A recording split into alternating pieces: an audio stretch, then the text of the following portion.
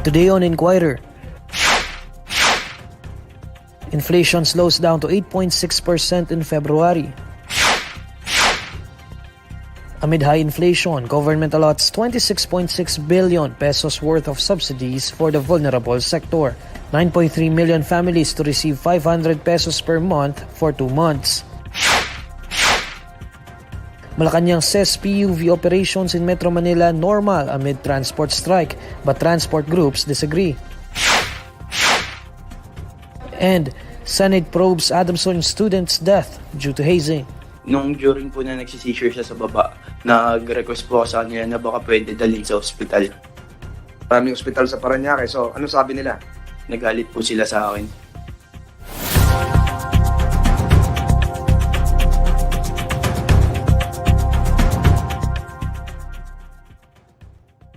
Good evening. The Philippine Statistics Authority says inflation in the Philippines slowed down to 8.6% in February 2023. Jean Mangaluz fills us in with the details live. Jean, are we seeing the easing of the inflation rate to continue? Well, Neil, Finance Secretary Benjamin Jokno said that the inflation rate is projected to go down to 4% by October, and in 2024, it's expected to average at 3.1%.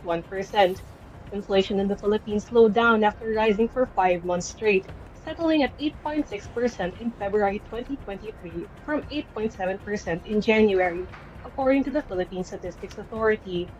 Jokno said that the Philippine economy remains sound despite high inflation. He said that the economy even grew by 7.6% last year.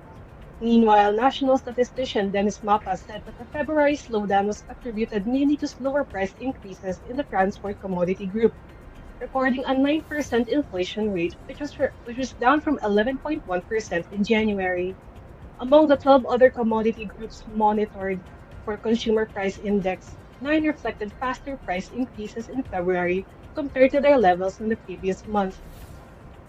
The biggest contributor to rising prices in February were food items, particularly vegetables, fish, and meat. Other major contributors were housing and utilities, particularly electricity, rentals, and cooking gas or LPG, as well as transport, particularly fares on public road vehicles and diesel. According to the PSA, core inflation, excluding selected food and energy items in the headline inflation, rose to 7.8% in February from 7.4% in the previous month. That's it from me, Neil. Back to you. That's Jean Mangaluz reporting live.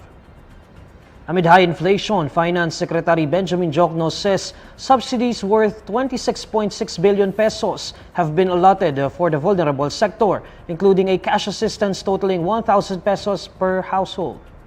The Department of Finance chief says under the cash transfer program, a cash assistance of 500 pesos a month for 2 months will be given to 9.3 million families. According to Jokno, subsidies would also be in the form of fertilizer and fuel discounts for farmers and fisherfolk and fuel aid for the transport sector. Jokno says they have already identified the funding source and the subsidies would be distributed in a few days or weeks. Tutuloy natin yung Kadiwa. In fact, we will expand the Kadiwa program. We will continue the provision of fuel discounts, yung programa for the farmers and the fisher folks. And then we will extend the targeted cash transfer program for 2023. The Senate begins its probe into the death by fraternity-related hazing of Adamson University student John Matthew Salilig. To tell us more, here's Beatriz Pinlac reporting live. Bay, what are the latest developments from the hearing? Neil, senators are seeking stiffer penalties for schools following the death by fraternity-related hazing of Adamson University student John Matthew Salilig. This was discussed when the Senate Committees on Justice and Human Rights and Public Order and Dangerous Drugs began its probe on Salilig's death. Adamson's Office for Student Affairs Director, John Navalasca, pointed out that Salilig's fraternity, Tau Gamma Phi, was not a recognized organization of the school, and therefore its activities. Senator Bato de la Rosa, however, slammed the policy of not recognizing other fraternities in their campus, saying this is tantamount to saying they don't care about these fraternities. If they knew other fraternities existed, De La Rosa asked why they were not regulated. He then said the university is seemingly washing their hands on this brutal incident. Senator Rafi Tulfo further grilled the school, calling them useless for not identifying and summoning fraternity leaders and members to discuss with them outlawed activities like hazing and harassment, among others. But Philippine Association of Colleges and Universities Legal Counsel Ana Maria Abad argued that they were acting on such issues by conducting orientations about school policies and regulations every semester. Senator Francis Tolentino, however, pointed out that while the new semester started months ago, its in-person seminar on the Anti-Hazing Act, anti-bullying and drugs addiction and resistance education was only scheduled on Saturday, March 18, a month after Salilig died. Navalasca said the school recognizes the shortcoming in scheduling the orientation, but he argued that they were taking into consideration a lot of other factors. Tolentino then thought aloud. If the orientation was only scheduled earlier, could it have prevented the hazing death? Meanwhile, Roy de la Cruz, a neophyte who underwent hazing with Salilig, recalled earlier in the hearing that he had asked the fraternity members to bring Salilig to the hospital after seeing that the latter was having a seizure. But according to him, they declined the request and even got mad at him for raising a suggestion that was not allowed given the situation. Back to you, Neil. Bay, are senators open to possibly amending the anti-hazing law? And do they see any flaws in the law, maybe in the law itself or maybe the implementation of the law that allowed this unfortunate death to happen? Yes, Neil, Senator Rafi Tulfo actually said he would be filing a proposed amendment to the anti-hazing law, which would add teeth to the legislation and hold liable school administrators, fraternity members and officials, and even owners of venues where hazing and welcoming rites are conducted. Senators Bato de la Rosa and Robin Padilla have expressed support for Tulfo and this bid to amend the law. And Senator Francis Valentino also said that the upper chamber aims to fine-tune the law based on the Senate hearings on Salilig's death. Bay, I'm also curious about their stand on reviving the mandatory ROTC because, as you know, in 2002, military training was made optional, fueled by the killing of UST sophomore cadet Mark Wilson Chua. So, what's the stand now of the senators regarding this issue? Actually, Neil, senators have aired opposing views on the calls to scrap the bill, the mandatory ROTC bill, following the death of Salilig. Among those who called to scrap the mandatory ROC plan in view of the hazing death are Senators Coco Pimentel and Senator Risa Hontiveros, among others. Now, Senator Joel Villanueva, also a member of the Tau Gamma Phi fraternity, aired reservations about the bid to reinstitute the mandatory ROTC. He and Hontiveros were actually the ones to point out the case of Chua, where they noted that full justice has yet to be achieved. But Neil, to note, senators backing the revival of mandatory ROTC like Senator Bato de la Rosa, Sherwin Gatchalian, and Jungwe Estrada stood their ground as they argued that hazing deaths is an issue separate from the mandatory ROTC. Thanks, Bay. That's Beatrice Pinlac reporting live. Malacanang says the operation of public utility vehicles in Metro Manila has normalized despite the presence of protesters in parts of the metropolis. For the details, Zacarian Sarao is reporting live. Zach. Yes, Neil, the palace earlier claimed the operation of public utility vehicles, or PUVs, in Metro Manila has already normalized despite the presence of protesters in parts of the metropolis amid a week-long transport strike. To recall, transport groups staged a week-long strike beginning Monday, March 6 in Metro Manila to protest the jeepney phase-out in the government's PUV modernization program. Citing the Interagency Task Force on Tigil Pasada, the Presidential Communications Office, or PCO, said that the routes where free rides were made available on Monday are now under normal operation with no reports of stranded passengers. There were also no reported incidents requiring emergency preparedness and asset deployment. According to PCO, even before the day of the transport strike itself, the government has already crafted contingencies to, quote-unquote, minimize the impact of disturbance to the commuting public. To recall, the Metropolitan Manila Development Authority, or the MMDA, also made a similar announcement on Monday, claiming that the strike had quote-unquote minimal effect on the public transportation. However, Transport Group Manila denounced this, claiming that during the strike, the roads of Metro Manila was akin to the traffic situation during major holidays or when boxer Manny Pacquiao has a fight. Manibela also reiterated that the transport groups remain committed to completing the week-long transport strike. Meanwhile, President Ferdinand Marcos Jr. earlier said that the government's modernization program is necessary, but its implementation needs more discussions among its stakeholders, particularly jeepney drivers groups. Back to you, Neil. That's Zakarian Sarao reporting live.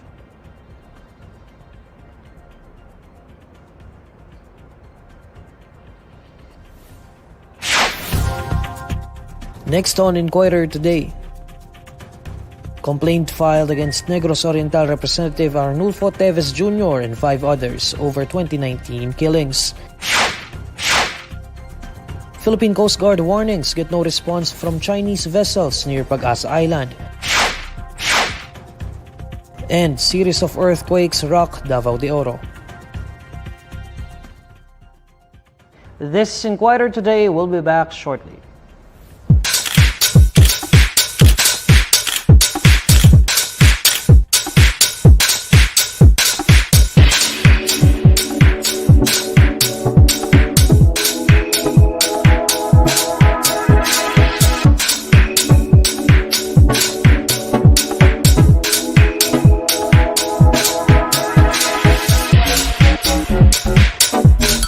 Si Tekla Tamoria from Pasig City.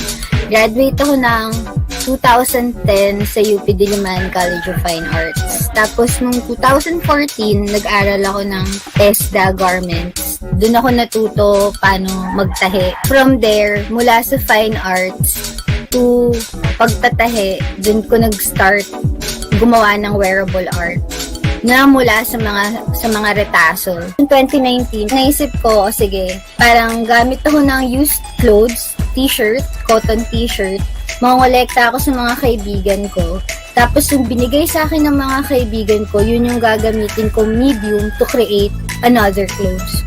So, pinag-aralan ko yung paano maghabe, yung sa basahan, bakit pumutok sa mga Pilipino is yung familiarity ng basahan na ginagamit natin araw-araw.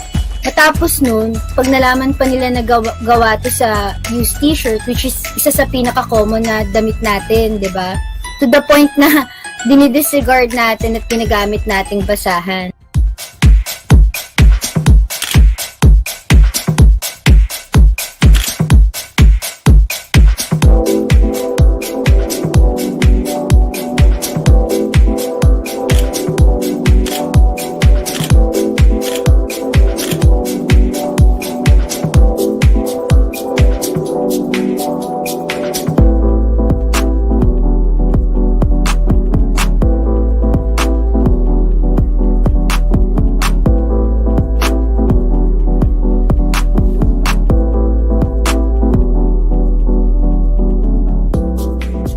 Lahat ng mga nabibili natin, kunyari sa fast fashion, lahat ng mga yun, galing yun sa mga sweatshops, galing yun sa mga mananahe, yung mga binibili natin sa Tiangge, mga kaya nasa mall na, ano yan yung mga tao dyan, magtatahi yan, 5 piso, isa, or minimum wage with no benefits.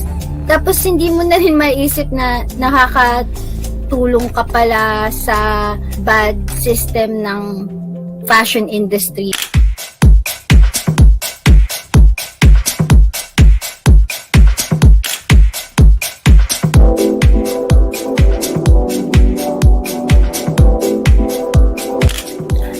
Sustainability ng fashion sa akin, nag-start siya, I think, more than 10 years ago, nung naging aware ako sa apekto ng fast fashion sa mundo, yung pollution na nagagawa ng fabric waste. After nun, nung natuto ako nun, Tapos nagtatahi rin ako. Parang naging penitensya ko sa sarili ko na hindi ako bumili ng mga damit. So hanggang ngayon, mga hand-me-downs lang yung sinusuot ko. I think future is sustainable fashion. Hindi naman sa sinasabi ko na huwag kang pumorma kasi fulfilling din na ayusan ng sarili.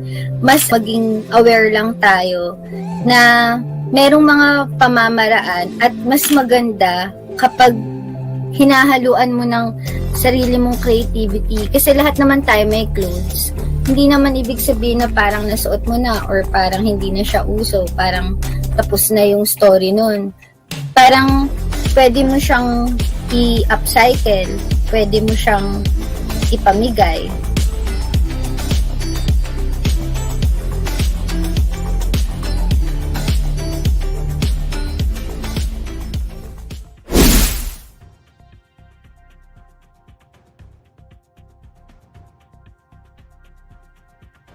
A complaint was filed against Negros Oriental Representative Arnolfo Teves Jr. and 5 others for killings that were perpetrated way back in 2019. For the details on this story, our justice reporter Teves Jr. joins us live. Tech? Neil, the Philippine National Police Criminal Investigation and Detection Group on Tuesday filed before the Department of Justice criminal complaint against Negros Oriental Representative Arnolfo Teves Jr. and 5 others for 2019 killings. Aside from Teves, facing complaints for multiple murder is a certain Richard Cuadra, Jasper Tanasan, Alex Mayagma, Rolando Pinili, and a certain Hannah May. The complaint was for the killings committed against a certain Lopez Dungog on March 25, 2019, near Siliman Medical Center in Dumaguete City, and for the deaths of Lester Pialgao and Pasito Retes Libron, also committed in 2019 in Negros Oriental. The police Teves has yet to issue a statement on the matter as he is currently undergoing treatment abroad. Neil? Tech, let's call spade a spade. So as you know, Congressman Teves made a comment recently regarding this. So ito bang complaint filed against him? Is this related to the investigation on the death of Governor Degamo? According to Attorney Levi Baligod, a lawyer of the victims, the complaint filed today is not related to the Degamo case. This is entirely a different matter. Okay, Tech, thank you. That's Tech Torres Tupas reporting live. The Philippine Coast Guard says the Chinese militia vessels spotted near Pag-asa Island are not responding to challenges issued by the Philippines. In a public briefing, Philippine Coast Guard spokesperson for the West Philippine Sea, Commodore J. Tariela, says a personnel stationed in Pag-asa Island continue to challenge the intrusion of over 40 Chinese vessels within the vicinity of Pag-asa Island. However, Tariela says the Chinese vessels are not responding to the radio challenges. The Philippine Coast Guard on March 4 recorded the presence of a People's Liberation Army Navy vessel, a China Coast Guard vessel, and 42 suspected Chinese maritime militia vessels near Pag-asa Island. Pag-asa is the second largest naturally occurring feature in Spratlys and the only one with civilian inhabitants. It has been occupied by the Philippines since 1971. I think they get used to that kind of feeling, no, na merong Chinese maritime militia vessels na umiikot sa isla ng Pag-asa. This is not something new. Sa mga nakaraang panahon, alam na natin na ilang beses na rin itong iniikutan ng mga Chinese vessels, whether China Coast Guard or Chinese maritime militia, sir. Several earthquakes rocked Davao de Oro and several nearby areas on Tuesday afternoon. The Philippine Institute of Volcanology and Seismology, or PHIVOLCS, reports that a tectonic earthquake of magnitude 5.9 struck Davao de Oro at 2:02 p.m. The epicenter was located 8 kilometers southeast of New Bataan in Davao del Norte with a depth of 10 kilometers. Intensity 5 was recorded in Maco, Maragusan, Nabunturan, New Bataan, and Pantukan towns in Davao de Oro, while Intensity 4 was felt in Moncayo in Davao de Oro, City of Tagum in Davao del Norte, and the City of Bislig in Surigao del Sur. Intensity 3 was recorded in Santa Cruz in Davao del Sur, City of Davao, and City of Mati in Davao Oriental. Nearly 2 hours later, a magnitude 5.6 quake was also recorded in Davao de Oro at 4:47 p.m. The epicenter of the magnitude 5.6 quake was located 11 kilometers southeast of New Bataan town in Davao de Oro. It had a depth of 11 kilometers. All throughout the day, several weaker earthquakes were also recorded in Davao de Oro and nearby areas.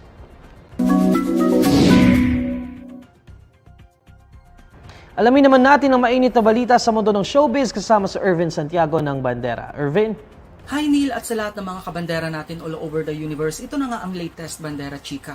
Gustong-gusto ng magkaapo ng award-winning actress na si Sylvia Sanchez, kaya naman looking forward na siya sa pagpapakasal ng anak na si Congressman Arjo Atayde at ng TV host actress na si May Mendoza. Ayon kay Sylvia, handang-handa na siyang maging lola anytime at sa katunayan ay may mga nabili na siyang mga gamit para sa mga apo. Pero ipinagdiinan ng veteran kapamilya actress, hindi naman daw niya pine-pressure ang kanyang mga anak sa usapin ng pagbuo ng sarili nilang pamilya.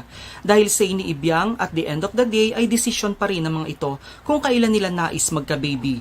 Super iwas naman ang aktres nang matanong kung kailan at saan magaganap ang kasal ni na Congressman Arjo at Ming. Sa future ba, excited ka nang maging lola? Ay, gusto ko naman magkaapo. Gusto ko na magkaapo, 50 na ako eh. Kasi may usapan kami noon ng mga anak ko. Huwag niyo akong bigyan ng apo. Pag hindi pa ako 50, gusto ko 50 years old. Bigyan niyo na ako ng apo. Hindi ko sila minamadali. Pero, kasi buhay nila yan. Gusto ko rin i-enjoy sila, di ba? Enjoy nila yung buhay nila together. Pero, ang akin is, maghihintay ako. Basta ready na ako. When in fact, meron na nga ako mga nabili. Ay, ayan That's good. At yan ang Bandera Chika natin today. Thanks, Neil. Maraming salamat, Irvin, and these are the stories you need to know today. I'm Neil Mercado. Catch Inquirer Today live weekdays at 6 p.m. Follow INQUIRER.net on Facebook, Twitter, YouTube, TikTok, Instagram, and Reddit. For more stories, visit INQUIRER.net. Good evening.